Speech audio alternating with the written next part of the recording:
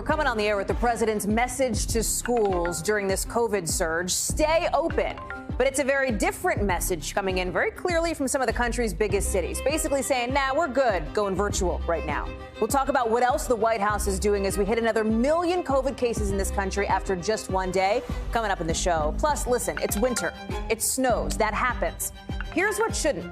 Getting stuck on one of the country's biggest highways for 24 plus hours. That is bananas. With the big question now, accountability. How could this happen? We'll ask coming up. And Americans quitting their jobs in record numbers. Maybe you're one of them. Maybe you want to be one of them. Why it looks like the great resignation is here to stay.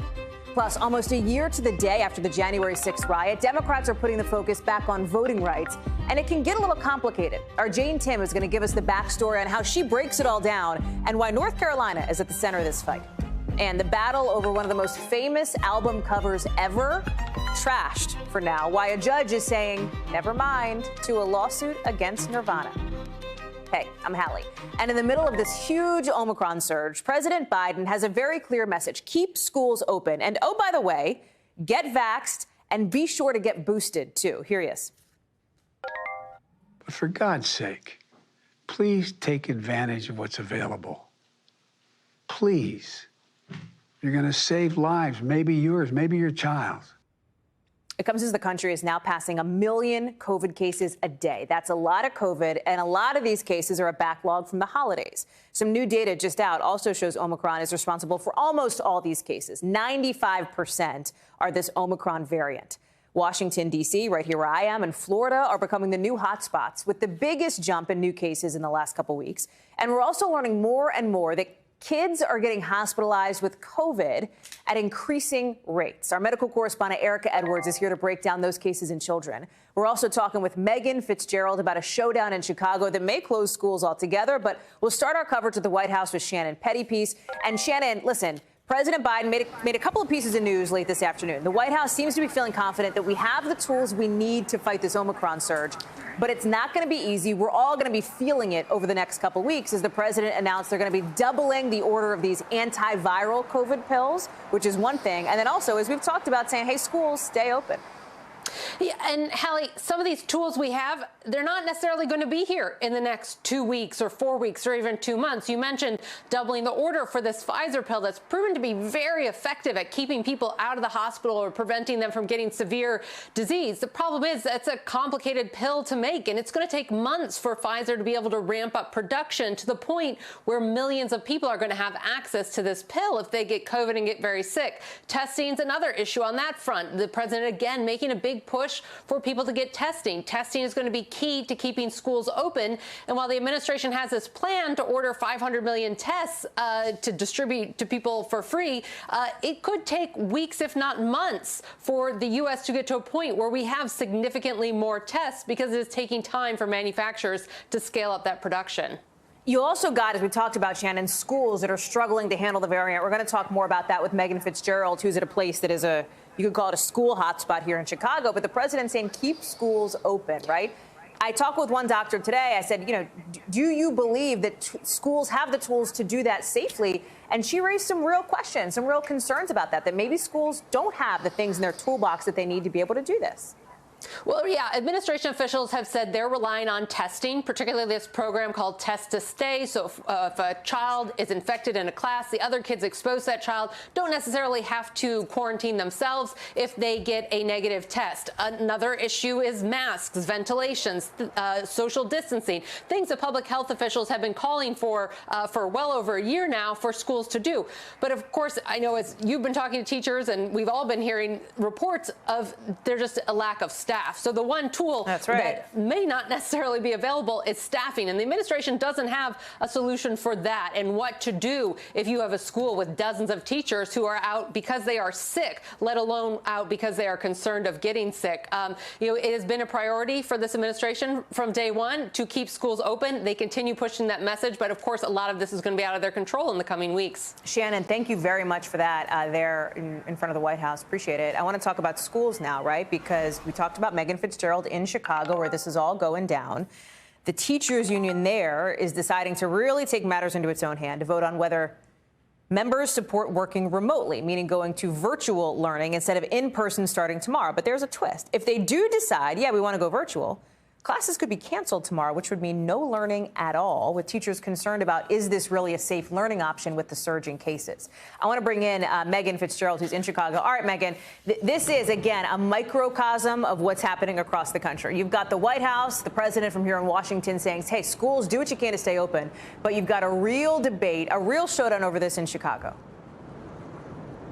Yeah, that's right. These teachers are concerned, many of them. The teachers union says, look, the biggest issue for them is safety. And what they're pointing to is what happened just a couple of days ago. Over the Christmas break, 150,000 test kits were distributed for purposes of people being able to test. So students and staff, teachers being able to test before coming back to school yesterday. And what happened was the school district extended the deadline to when you could return those tests. Consequently, that lag time meant that thousands of these tests were deemed invalid. So there really was no way of knowing if people returning back to school were positive or not. And so it's come down to an issue for many teachers over safety. As we know, Omicron is surging across the country and certainly here in Chicago.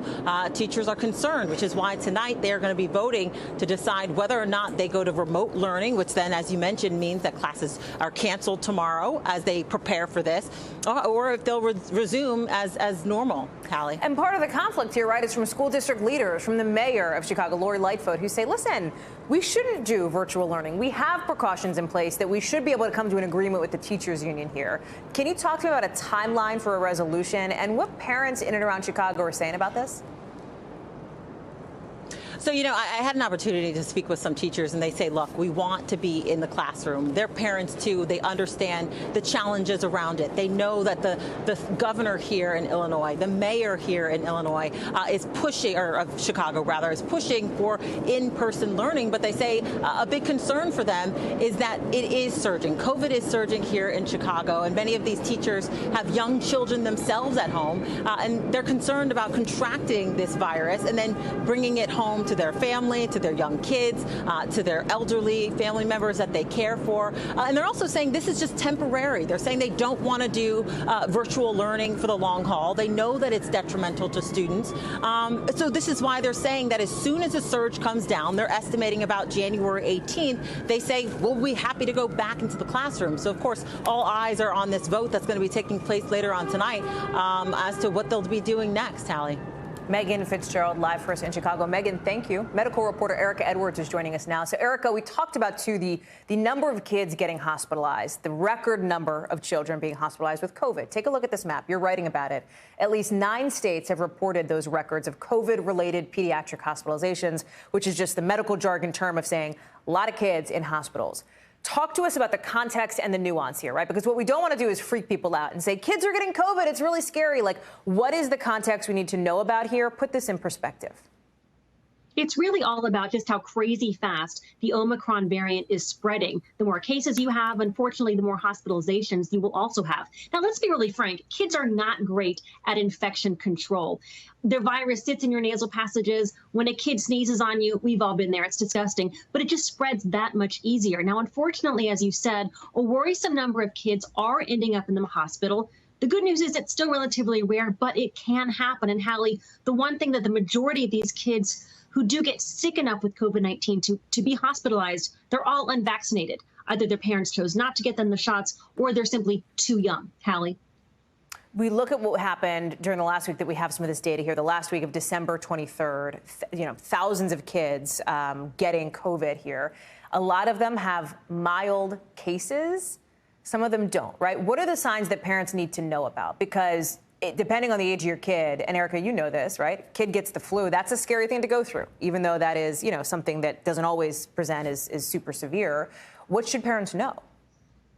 Sure. And for the most part, we can take care of our kids at home through good old-fashioned TLC, I'm not here to give medical advice, but, as a parent, when your kid is doing pretty good or when they're really taking a turn for the worse and they really need to seek medical care. Now, there are two warning signs that parents should be on the lookout for. Number one is trouble breathing. If that kid is having trouble getting a deep breath, that's a sign that you need to call the doctor. The other one is dehydration. Especially little kids have trouble drinking enough when they're sick. So if you're a baby, for example, that's having dry diapers or the child isn't going to the restroom as much as they normally do, that's a sign you need to call the doctor or head to an urgent care. Hallie. Erica Edwards, thank you so much for that. Appreciate it. We're going to talk more about the COVID surge later on in the show. We have some other news to get to tonight, including what I know you have probably seen. Everybody's talking about it today. This crazy video of I-95 here on the East Coast, a major thoroughfare, right? Not just for travelers, but for truckers, for commerce. This is a huge, important highway. It's a big deal that it was backed up for more than 24 hours. Bananas. You had so many people sitting in their car, many without food, without water, without a bathroom. Not even senators were immune to this. Virginia Senator Tim Kaine was trying to get back from his home in Richmond up here to the nation's capital. Took him something like 27 hours. And the question is now, listen, the roads opening back up after this absolute nightmare of a situation, but how did this happen? How could this have happened? We just heard within the last maybe hour, not even, from Virginia officials, with the Virginia governor saying he thinks nobody was hurt from this traffic jam, which is a blessing, and that he hopes things are going to be cleared up more by this evening, but you still have drivers in a real pickle. Watch. It was kind of like losing hope. Everybody just turned off their vehicles almost at once. You're seeing older folks in cars, there's abandoned cars, there's young people, there's animals, things like that. It's 26 hours, and the only thing I ate was one orange, and the only liquid I had was one 16-ounce Dr. Pepper. If you couldn't hear it, that was Senator Tim Kaine. All he had for 26 hours was an orange and a Dr. Pepper. Gary Grumbach, I hope you are better fortified than Senator Kaine as far as food and beverage, where you've been following this. This backup was wild, nearly 50 miles long at one point, right? Talk about what we have heard. I know there was a news conference just a couple of minutes ago from VDOT officials, the Department of Transportation in the state. Let me start with, is it done? Like, is this mess over? Yes or no? The answer is no to that question. When is it going to be fixed, Gary? Yeah, so it's bananas, it's bonkers, there's a lot of different words. I want to show you what the aerials just that we got in the last hour of what this looks like right now. It is still very much underway. There are still cars that are stranded. They've been there for more than 24 hours. It's really wild. They do say all vehicles are going to be off of the highway by tonight. That is the Virginia Department of Transportation's goal. And they say they're doing all hands on deck. The governor says all hands are on deck to make that happen. So what does that mean? What does that look like?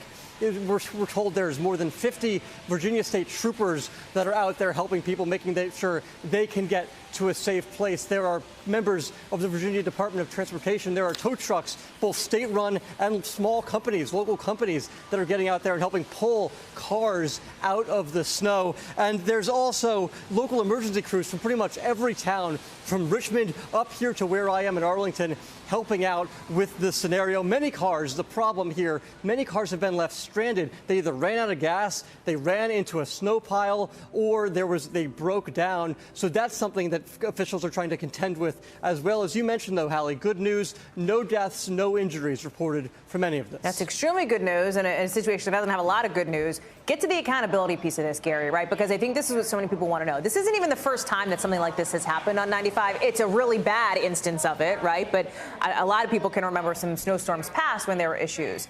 Who is responsible?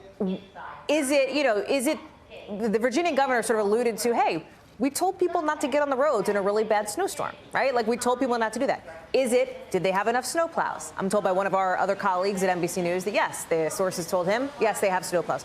Where is the accountability here? Yeah, the accountability is a great question, and it was a bit of an I told you so by the governor himself. I want to read you this quote really quickly. He says, I can certainly understand that many drivers may have been from out of state and so missed the clear and consistent messaging from VDOT and emergency responders to stay off the roads during this winter storm. So he's blaming a lot of the drivers here that may have been from out of state. But by 1:30, 2 o'clock yesterday, it was sunny. It was warming up a little bit. So people may have thought it was okay to get on the roads. He's also doing a number of things things. He's blaming how the storm quickly went from rain to ice to snow, and said they didn't have time and the ability to pre-treat the roads. And he's also saying they had good communication between the governor's office and state agencies across the board. So I think there's going to be a lot of reviews. There's going to be a lot of internal discussions about where the blame lies and what they can do so this doesn't happen again next time. Because, Hallie, as you mentioned, on a hot summer July day, 95 between Richmond and D.C. is a mess. This was just a particularly bad one. Gary Grumbach, thank you very much for that. Appreciate it. Just in the last couple of minutes, literally just looked at my email, and we got word officially that the House Select Committee investigating the January 6th insurrection is asking for information, asking for cooperation from somebody I know you know, Sean Hannity from Fox News. Whether you love him or whether you don't, I bet you know his name. Congressman Adam Schiff, who is on that committee, confirmed it to me, actually, not too long ago before this letter officially dropped. Watch. Are you looking for information or for cooperation from Mr. Hannity? Yes, and I think you'll see an announcement about that very soon. We believe that he was texting with the chief of staff and that he has information that would be relevant to our committee. He was more than a Fox host. He was also a confident advisor, campaigner for the former president. And I would hope that if he's asked by the committee, as I expect he will be very soon, that he would cooperate with us. Congressman Schiff also told me he's not thrilled that Attorney General Merrick Garland is not doing more to investigate specifically former President Trump's actions that led to January 6th. It all comes as that anniversary comes up in just a couple of days here. And we're learning more from the Capitol Police, who today are talking about what they're trying to do to make sure that something like what happened on that day doesn't happen again. I want to bring in from Capitol Hill now Sahil Kapoor. Sahil, let me start with this news that I know we've been talking about our teams here, because Congressman Schiff confirmed it to me on the air over on MSNBC. Now we have this official word coming in from the Select Committee. And I think it's interesting because Congressman Schiff was very clear to say Sean Hannity is more than a Fox News host. You heard him there say he was a confidant. He was a friend of former President Trump's. The committee is saying they believe that there were additional texts we hadn't heard about before between Hannity and then Chief of Staff Mark Meadows. And they also made really clear they're staying away from like First Amendment asks, right? They're specifically taking pains to note they're seeking factual information related to Hannity's communications with Mr. Trump and not things that he said on the air. Explain why that distinction is important. It's a very important distinction, Hallie. They call Hannity a fact witness in this investigation. They say he had advanced knowledge regarding the Trump team's legal planning ahead of the January 6th riot. They say he was in communications with the White House during that day. Now, it's important to know that they're asking for his voluntary cooperation. This is not a subpoena. Right. And part of what they do here is, they point out that they respect the First Amendment. This has nothing to do with broadcast. This has nothing to do with the fact that he's a host on Fox News. They even say that they believe he loves this country and has reverence for the Constitution. All of that aside, they say it's their job, their duty as a committee to find out the facts of January 6th, what happened on that day, what led to it, and that they believe has relevant information to that end. That is what they're requesting. Again, voluntary cooperation is the request, no subpoenas here, and it's a complicated set of asks. They say they want him to come in for a narrow and specific set of questions here. The committee really trying to separate the idea that this man as a broadcaster has a protected free speech to say what he wants on his broadcast, but he's relevant to their investigation and they're asking him for information. I should note that his attorney Jay Sekulow told Axios, according to reporting that NBC News has not confirmed, raising very much these exact questions about free speech, about protected speech, although at the time that this statement came out, they hadn't actually received the request yet. What's interesting, Sahil, and I don't want to belabor this, but I do want to read a couple of text messages that the committee says that Mr. Hannity wrote to, for example, Mark Meadows on December 31st. They say he texted Meadows, who is then the chief of staff, "We can't lose the entire White House counsel's office. I do not see January 6th happening the way he is being told."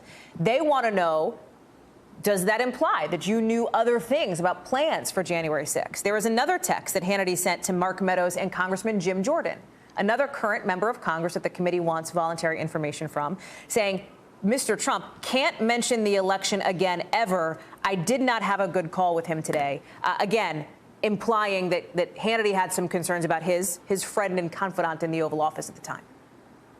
Certainly, Hallie, and these are unknowns. These are the kinds of questions that the committee seems to be wanting to ask Sean Hannity. What they do know, based on evidence that they've already obtained through text messages to Hannity to then White House Chief of Staff Mark Meadows, is the extent to which Hannity recognized how important Trump was in the events of January 6th, in the rioting, the breaking into this Capitol that his supporters did. Hannity asked Mark Meadows to, for the then president to give a speech to try to call this off. He knew that those individuals would listen to Trump and that they were doing it on his behalf. And that is in contradiction to a lot of things that Sean Hannity has said on his broadcasts on Fox News over the last several months, which is to kind of play up claims of, mass widespread fraud that could have tainted the election. There's no evidence that Joe Biden's victory was aided by fraud, but there have been a lot of claims to the contrary from Trump allies, including also, by the way, Laura Ingraham, a host on Fox News, according to evidence that this committee has obtained. Before I let you go, Sahel, we also talked about the Capitol Police Board listing off a whole bunch of things that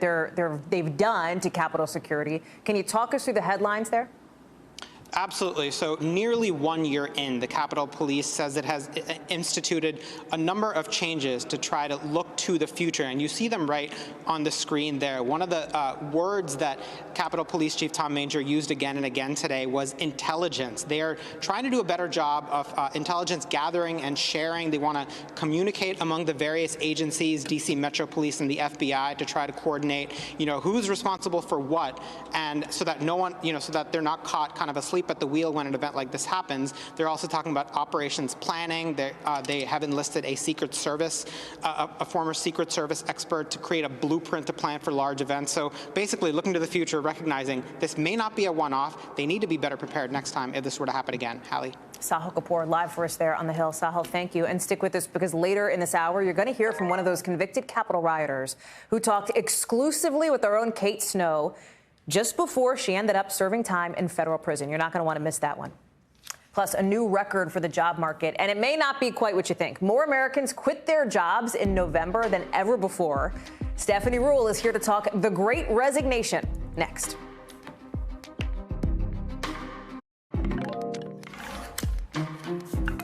Did you quit your job recently?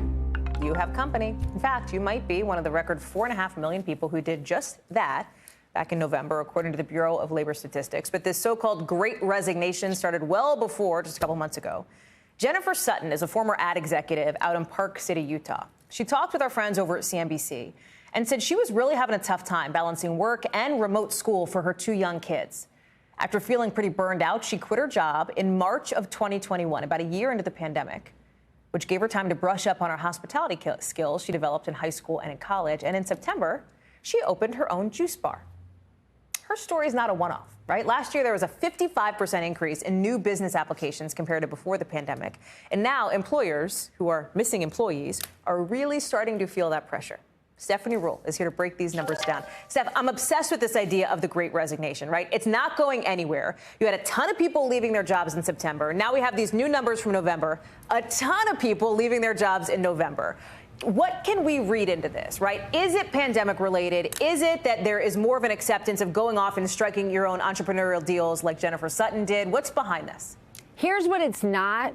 It's not this false narrative we keep hearing that people don't feel like working and they've gotten so much government support, they're sitting on their couches. It is not that. When you see record number of people quitting their job, it's actually a sign that we are in a very strong economy where people feel confident enough to leave their job that they can go pursue to start a business or that they can pursue another opportunity. If you look at the JOLTS report today, Ms. Jackson, where did people quit their jobs? Restaurants, hospitality, retail, transportation. And let's talk about what those jobs are. Those are jobs where people have higher levels of exposure to COVID because they're dealing with customers, but they're also dealing with another part of the brunt of COVID. They're dealing with customer service, angry, frustrated people who are mad about mask mandates, angry people who are furious in retail stores because the things they want aren't on the shelves. Imagine if you were a call center person, a ticketing person for an airline over the last few weeks, and a traveler had to be on hold for 3.5 hours, and then you had to be the person to try to solve that problem for them. Their jobs have become filled with stress, anxiety, and they've turned from being customer service into conflict resolution. Yeah, like Meanie Magoos who are angry over the pandemic who are calling them up and being jerks, man. And there are other jobs out there right now. Right over the last couple of months, we've seen, for example, a huge increase in people working at bigger box stores, in warehouses and distribution centers, where you know people are wearing masks. They are 6 feet apart. And often, I know this sounds terrible, they don't have to deal with people because the anger and rage from consumers coming out of COVID is at a fever pitch. And there are other higher paying jobs out there. The people that I think most about right now are small businesses. What happens if you own a small retail shop or a pizzeria? You are losing your employees, and they're going to jobs where they can get higher pay and better bonuses. You see it, right? At Amazon and Starbucks, John Deere, workers are getting a bigger say right now. I have 2 quick questions for you and like 45 seconds. So here we go. One, how much is this driven by like the Gen Z millennial attitude of, I don't need this, and like, I don't need to be a slave to my job, and I'm going to step back and do it if I want to? Some of that is there, but that's a little more anecdotal, right? We live in cities and we keep thinking, look at these young people saying, peace out, I don't want to do this. This is more, there are better jobs out there. Where we really see these job openings are in these lower wage, labor intensive, consumer intensive jobs, and you can get other jobs right now. So what are the companies you mentioned, like Starbucks and Amazon, et cetera? How are they trying to retain workers? Like, are there more perks? Are they saying we'll give you raises? Like, we will keep you happy and give you snacks? What are they doing? Absolutely. Workers right now have more of a say with corporate America than we have seen in years. That's good news. Here's the bad news. Even with these bonuses, even with these pay increases, those increases are moving up at a rate slower than inflation is, right? And so you can be like, oh my gosh, we went from getting paid $12 an hour, now we're getting $16. Well, guess what? Your grocery bill just got $25 higher every week, and that wage increase just went out the window. That remains a big problem. Stephanie Roll, come back often. Anytime. Thank you. Appreciate it.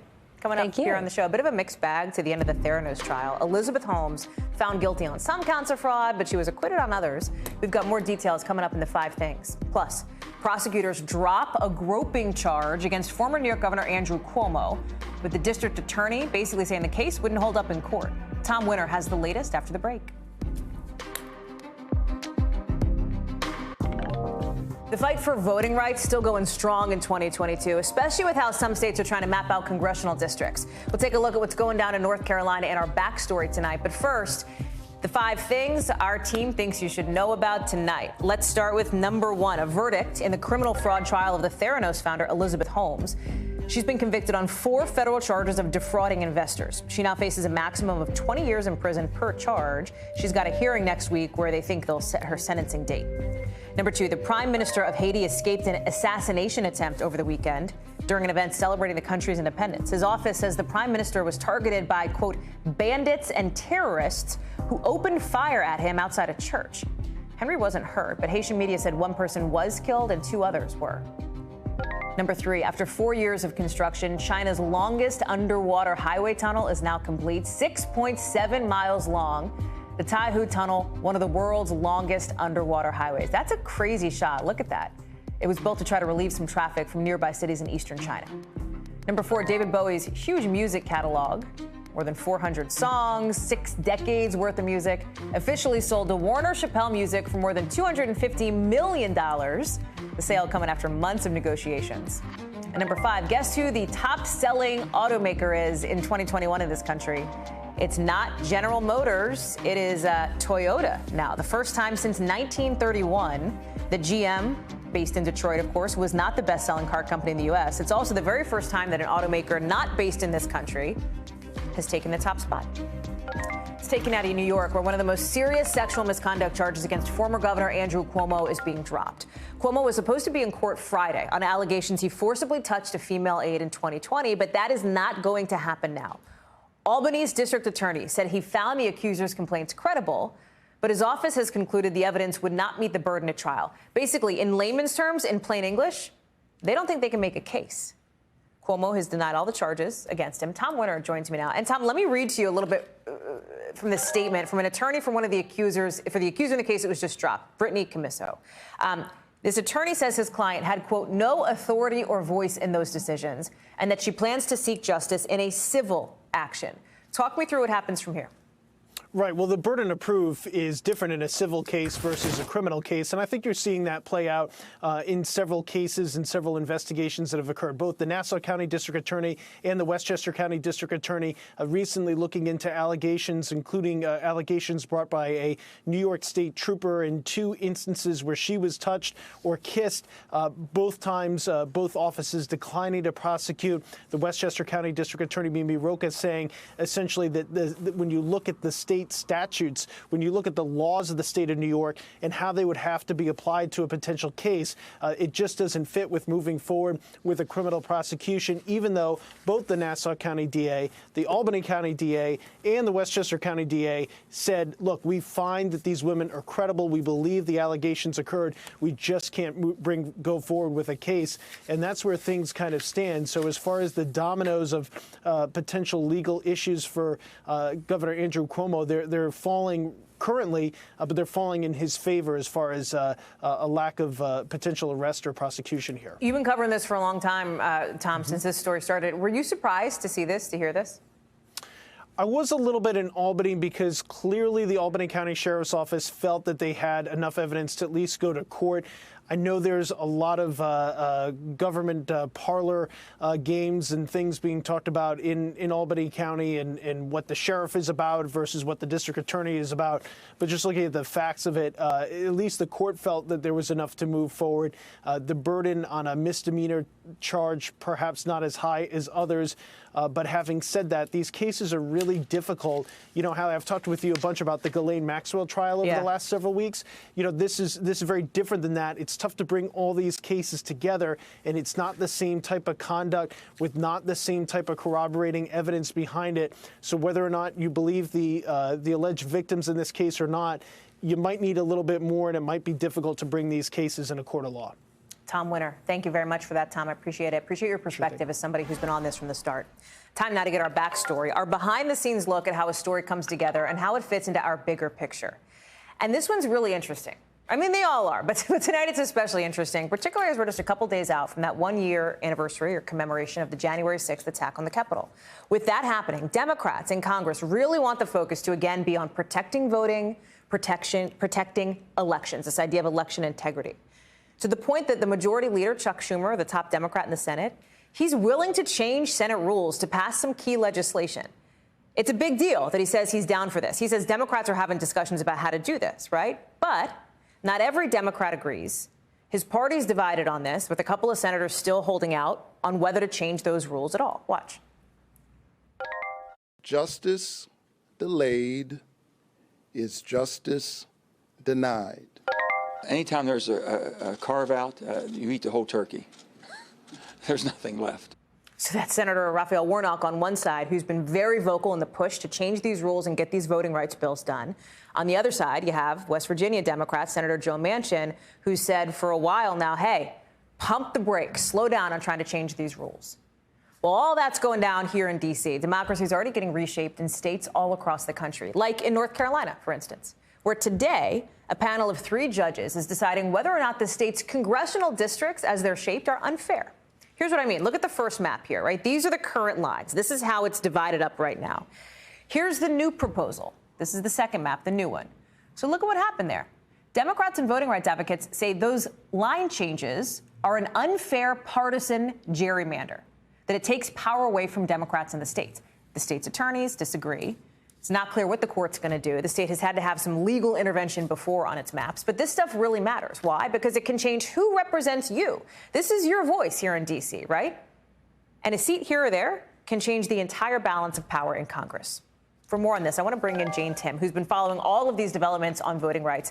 And Jane, let me just say what I think people, some of them might be thinking, which is, man, Hallie, you love the inside baseball. You love getting in the weeds on voting rights. And I do, because I'm a political reporter in my other job. But for people who aren't in this every day, Jane, how do you make it easy to understand, right? For people who aren't paying attention to politics 24/7, rightfully so. It's a lot for anyone.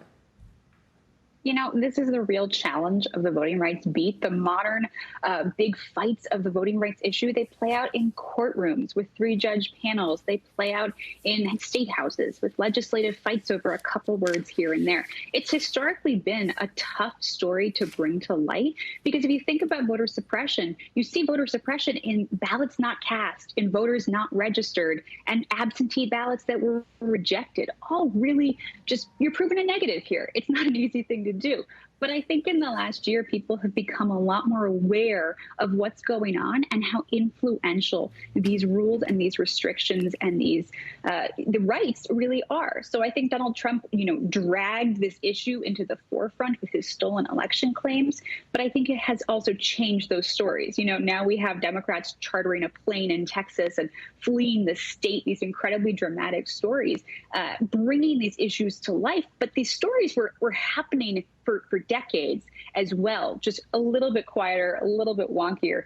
They certainly take a lot of time. We've been doing this on digital for 5 years, but these were stories that sometimes took a month to bring to life, but now are so much more engaged with the public. I was going to ask you, it sometimes takes you not just a month, but like months plural, Jane, right? Which, listen, is incredible reporting. That's also a huge investment, right? That's an investment of time. That's an investment of you as a resource focusing on, a single story or a couple of stories, I'll turn a story every day, right? It's just a different pace when it comes to different types of reporting here. Can you talk about how you manage your time and why you keep going back to the state we mentioned in the intro here, which is North Carolina? You've been going there for years on this topic. Yeah, North Carolina is just one of those states that has really just brought gerrymandering specifically to life for me. So it's a state that's sort of politically interesting. It's a purple state. They have a Democratic governor, but a lot of Republican members. But for me, I see the effects of gerrymandering when I look at the congressional representatives that North Carolina can elect. Now, this is a state that can really go both ways. They have some big cities. They have a lot of smaller cities. It's diverse. There's politically a lot of attention that could go to Democrats, and there could be more moderates. But in recent years, gerrymandering has made it so you're essentially electing some really conservative people out of North Carolina. I always think back to the 11th district in North Carolina, Western North Carolina, up till the most recent maps when it sort of got rejiggered a little bit. But 10 years ago, you had Heath Shuler, former NFL quarterback, representing Asheville and Western North Carolina. Blue Dog Democrat, one of those majority makers that we like to talk about. And now you have Madison Cawthorn representing the same seat. So when you look at that change, you can see that gerrymandering, this sort of wonky story that plays out, in courtrooms like right now, actually affects every single day of politics, every single day on Capitol Hill. And so when I look at politics, I can see these little district lines. And when we have a really gridlocked House or, gridlocked Senate, I keep wondering about those members that have been drawn out of their seat, like Heath Shuler was back in 2011, and just retired. That for me is where I see this wonky stuff come to life. It takes a while to piece those stories together, so we have to spread it out in the rest of our news. But yeah, that makes sense. Jane Tam, thank you so much for being with us for the backstory tonight. I appreciate it. Great reporting, as always. Coming up here on the show, a New York teacher arrested for allegedly giving a teenager the COVID vaccine without his parents' permission. We're going to talk about how this even happened coming up in The Local. We're also hearing from one of the January 6th rioters who's now serving time in federal prison. But before she went in, she told our own Kate Snow she's not really sorry for going into the Capitol that day. Kate Snow has a preview.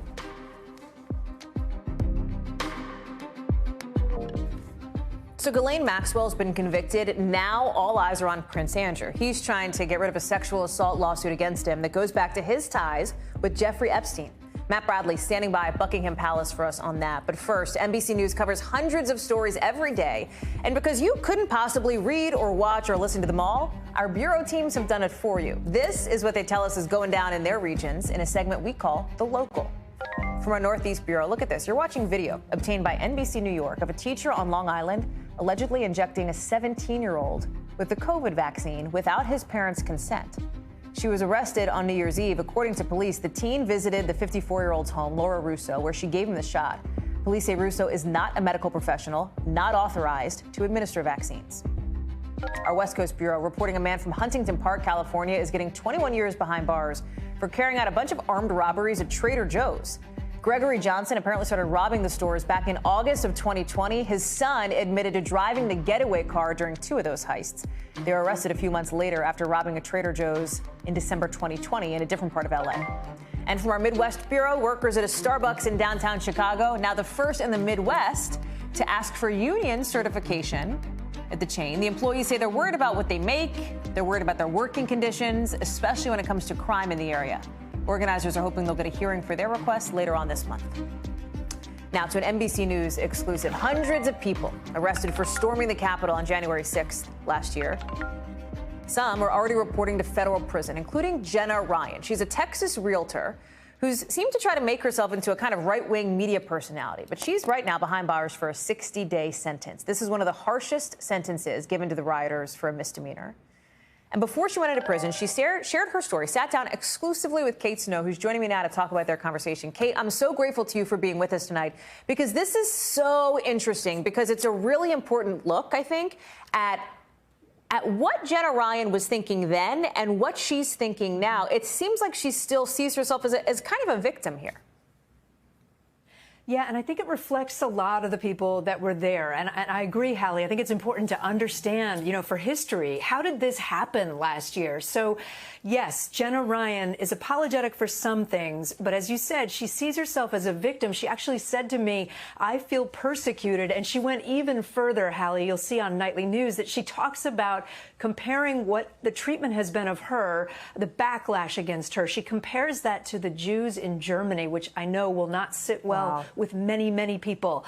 But she also says, and I want you to listen to this, that she does regret walking into the Capitol building.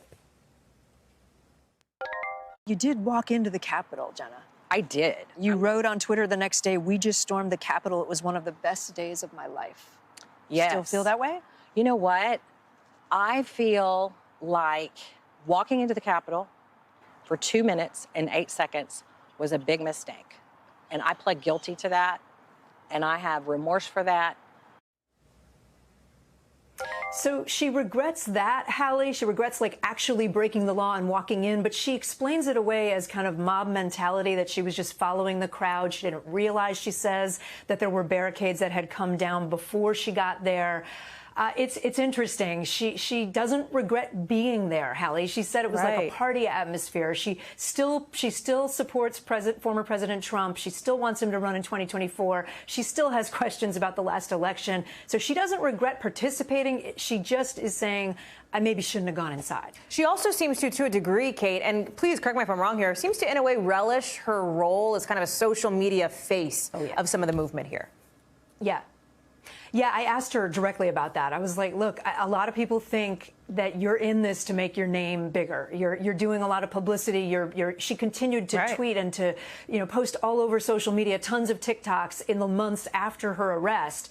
She agreed with me at one point in the interview. She said, yeah, essentially she likes the attention. She has a lot of followers now, and she's relishing that. She's relishing doing interviews.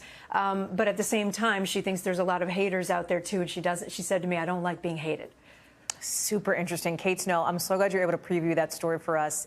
Thank you very much. As Kate mentioned, tonight, NBC Nightly News, Lester Holt, 6:30 Eastern. You're going to see the entire discussion between Kate and Jenna Ryan. Don't miss it. A judge will soon decide whether to dismiss a sexual assault case against Prince Andrew, brought against him by a Jeffrey Epstein accuser. Virginia Giuffre is suing the prince, claiming he raped her when she was 17. And today, just today, at a virtual hearing in New York, lawyers for Prince Andrew said he could not be sued because he was covered under an agreement Giuffre made with Epstein more than a decade ago. Prince Andrew, by the way, has denied the allegations against him. That settlement agreement was released yesterday.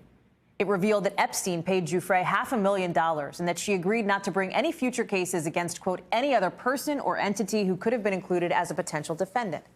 And according to Prince Andrew's lawyers, that should be enough to dismiss the case. Matt Bradley has more from London. So, Matt, help us break this down. These arguments today that Prince Andrew's attorneys are making that say Giuffre basically signed away her right to sue him because of this 2009 agreement with Epstein. Giuffre's lawyers say, no, that's not the case. Explain why. Yeah, I mean, it all hinges on this idea of a potential defendant. That's that language that's really so vexing for the judge and for the attorneys.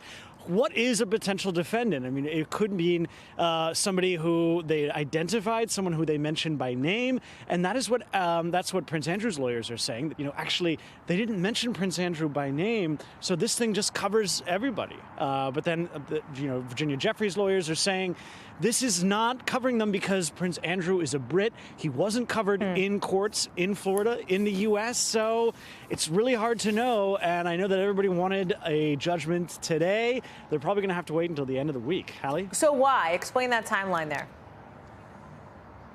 I mean, we just heard actually from Prince Andrew's lawyers that they're going to take a couple of days. They're expecting some sort of decision by the end of the week. But it's hard to know. I mean, we've already seen this case with the case of Ghislaine Maxwell going against her. It's kind of hard to see what's going to happen next when it comes to Prince Andrew himself. He's a pretty high-profile personality, especially when you're here in London.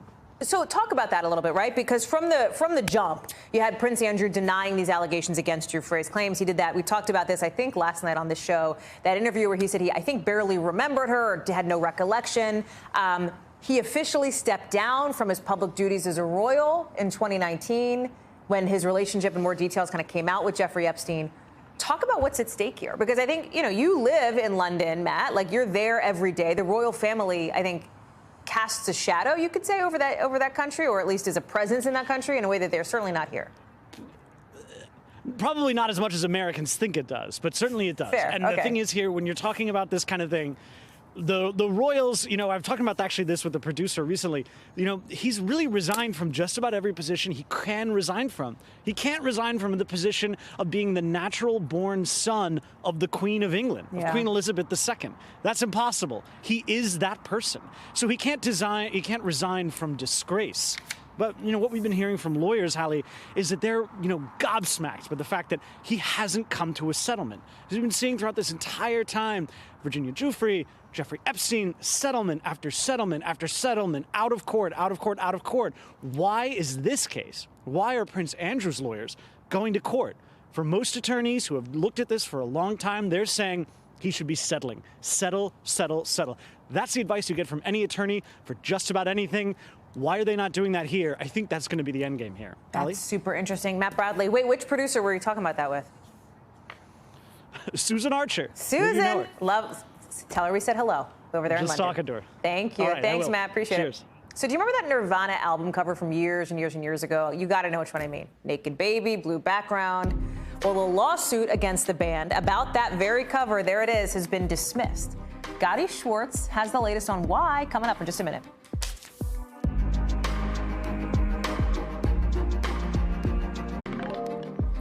A California judge is basically saying, never mind to a lawsuit against Nirvana.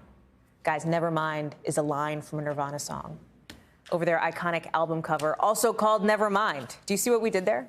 Here's the cover. You have to have seen this before, right? If you're like a cultural human being who lives on this planet, naked baby swimming to a dollar bill. Huge when this happened, when this came out. Sold more than 30 million copies worldwide since it was released in 1991. Made the group legit rock stars. And this was like an iconic image in pop culture. Both Rolling Stone and Billboard have called it one of the top 10 best album covers of all time. But here's the thing. That baby on the cover was 4 months old at the time. He's now 30. His name is Spencer Eldon. And his lawsuit against the band alleged sexual exploitation. Claims the image has caused him, quote, extreme and permanent emotional distress. Because the cover photo constitutes child pornography that the band profited off of at, quote, his expense. That's what he says. Nirvana filed to dismiss the suit last month, saying that Eldon didn't have any merit in these arguments. His lawyers had until the end of last month to respond to the motion to dismiss, so they missed the deadline, right? That was their issue, so the judge tossed the case. Gotti Schwartz is reporting on this for us. And Gotti, this is super interesting, right? Because this is a technicality that this case disappeared on. Listen, maybe not call it a technicality. They didn't hit the deadline. Like, that's what happened here, so the judge dismissed it. He could still refile a new complaint, right? Like, could this still pick up steam? Yeah, at this point, this is a technicality. And even though the case has been dismissed, the judge gave Spencer Eldon's lawyers until the end of next Thursday to file a motion to try to keep the case alive. And Eldon's lawyers say that's exactly what they're planning on doing. They released a statement to us just a little bit ago saying, in accordance with the court order, we will be filing a second amended complaint. Now, if that second amended complaint part sounds a little lawyerish. That's because right now, like you said, this whole thing is really boiling down to Eldon's attorneys not responding to a paperwork deadline, not the facts of the case. But the original motion that they were supposed to respond to came from Nirvana's lawyers, who said that this case should be tossed out because it wasn't brought up years ago and the 10-year statute of limitations had already passed. Now, if this case does go forward, then we'd get to the heart of that issue. The Spencer claimed that being on the cover naked as a 4-month-old baby caused him emotional, permanent damage, and that picture was basically child pornography. Hallie? He didn't. There were moments in his life when Eldon actually recreated the album cover pose several times as a teen and then into his adult years, right? Do you have any sense of the timing, right, of this lawsuit now? Why bring it so many years later, especially as we talk about, as you mentioned, you know, that statute of limitations questions that the band's lawyers bring up? Yeah, Hallie, he's recreated this album cover at least 4 different times at a pool, wearing clothing, sometimes in the pool, for the 10th, the 17th, the 20th, and the 25th anniversary of the album. And at least one of them, he appears underwater with a tattoo across his chest with the words, "Nevermind," which again is the name of the album. And he's been interviewed many times before about what it was like to be on the cover over the years. Back in 2016, he told the New York Post, "It's cool, but weird to be part of something so important that I don't even remember." But in more recent interviews, he started expressing how uncomfortable he is with the idea that so many people across the world have seen him naked when he had no say in what was published. His parents were paid $200 for that picture, which was chosen over several other options for the album cover way back when it was shot. And that album, like you said, ended up becoming one of the best-selling records of all time. I know, $200, and the next thing you know, it's selling 30 million copies. We have like 30 seconds left in show. I have to tell you, core childhood memory, right, is of walking through the mall when they used to have music stores with the CD, like when that came out. I mean, I was a kid, right, but like that was everywhere. It was such a cultural phenomenon when it came out back in '91. It absolutely was. And one of the things that that the attorneys for Nirvana said was that basically if this was child porn, or if it was found to be child porn, then that would make its presence in the homes of millions of Americans felony possession of child porn, which they said was ridiculous. And that's basically their argument before the judge. Do you have that album, Gotti, like on your Spotify?